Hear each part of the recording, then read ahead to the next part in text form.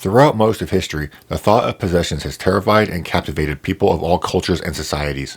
The idea of a person being overtaken by another force and losing all control is frightening. Possessions have often been attributed to demons, the devil, or witches. But what if possessions weren't supernatural, and were actually the work of something a little closer to home?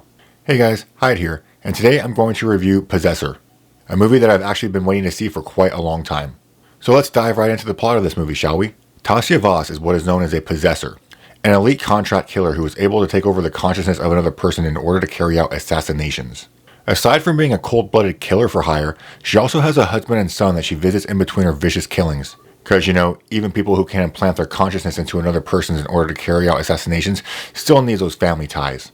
Pretty soon, she receives the biggest job of her career, to assassinate John Parse, the owner of a massive corporation, and his daughter Ava, using Ava's boyfriend Colin as the assassin. Tasia takes over Colin's life and begins the murder for hire plot. However, things spiral out of control as Colin begins to fight back and tries to regain command of his life. Now that's a very simplified version of the plot because this movie can actually be quite complex and confusing. Like, if you are only half paying attention for like 2 minutes, you will be lost forever.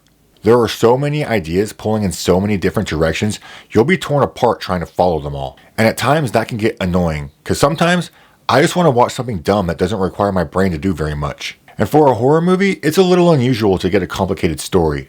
But I actually do like the fact that Possessor at least attempts to be a unique and bold entry into the horror genre. But a lot of times, it just feels rushed and tedious. While the story suffers from trying to do too much, the characters suffer from doing too little. I mean, there is really no introduction to any of them, and there's also no background to them either. So trying to find their motivation is nearly impossible.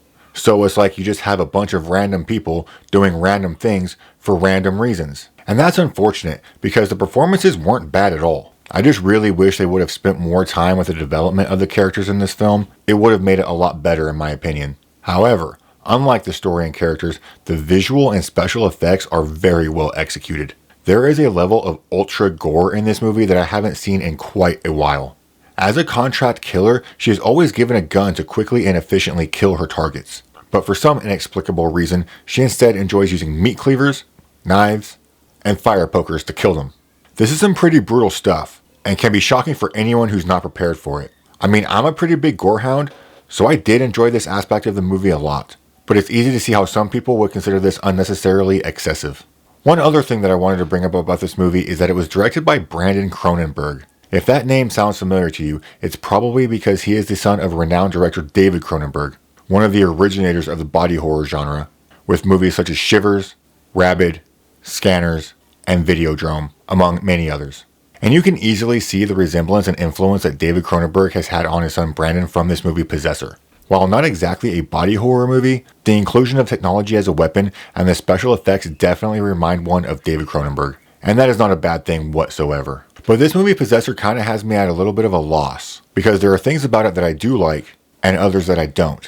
I mean, I really did like the attempt to write something a little different that seems like it would have come out of a Ray Bradbury short story. And the effects were so grotesque in such a good way that it kept me craving more. But the plot was just so all over the place. With so many twists and turns, it makes you dizzy just watching it. And the completely empty and hollow characters ultimately made this movie feel shallow and incomplete. In the end, however, I actually really did enjoy this movie, though flawed. I mean, it's not the best, but it is worth it just for the visuals and interesting premise. Unless very graphic violence, blank characters, or confusing plots really bother you, I'd say it's worth it.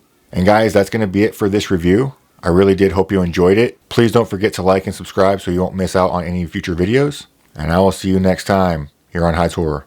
Thanks for watching, guys.